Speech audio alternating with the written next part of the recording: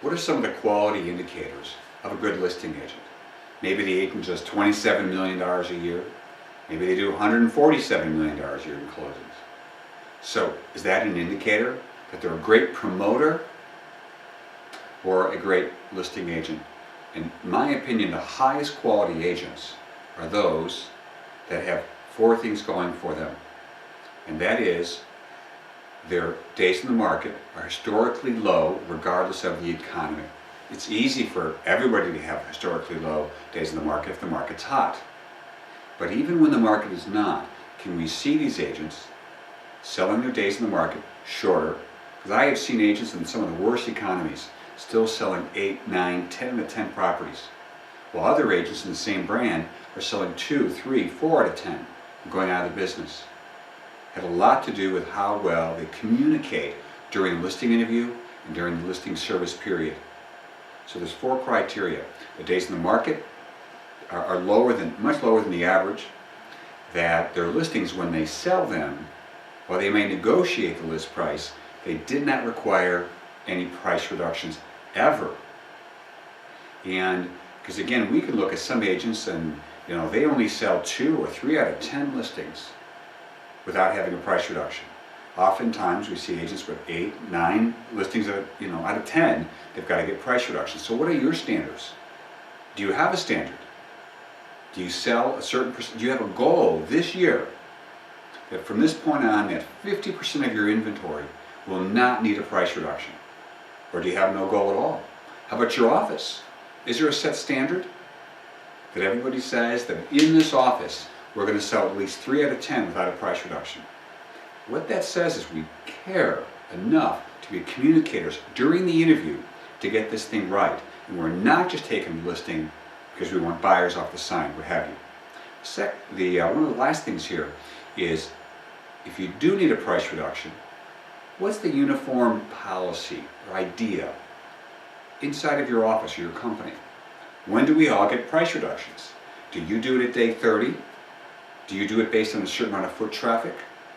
What's the criteria here at this brand that when we get a price reduction?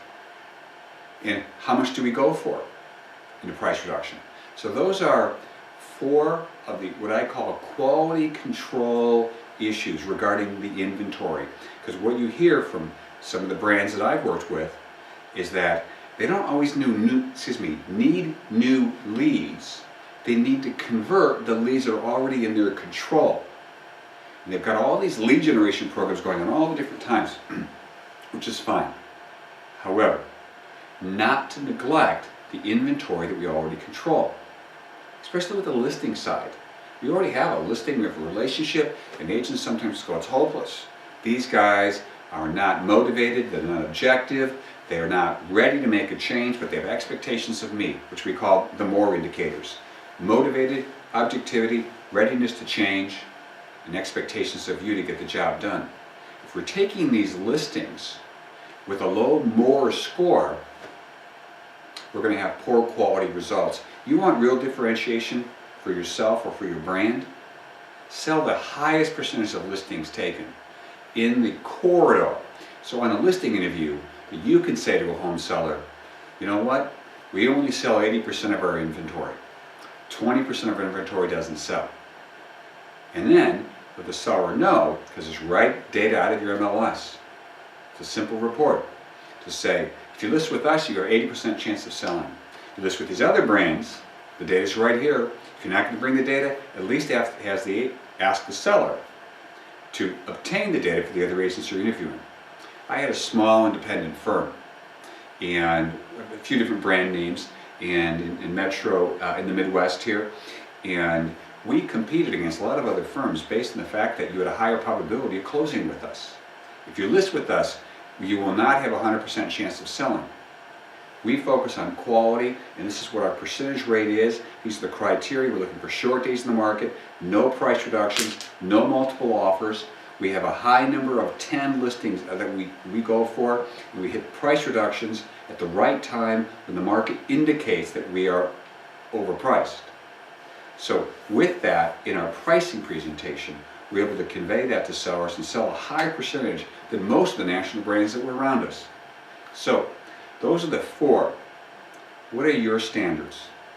How many days in the market is the goal for your office or your company for all the listings? What percentage of your listings that you sell are you going for that never need a price reduction? How many listings out of 10 does your office or yourself take that you know you're going to sell? What's the mission? And lastly, if a price reduction is necessary, what's the uniform concept or the idea inside the office that says, when a price reduction is necessary, we all follow about the same policy? Great. Thanks for watching.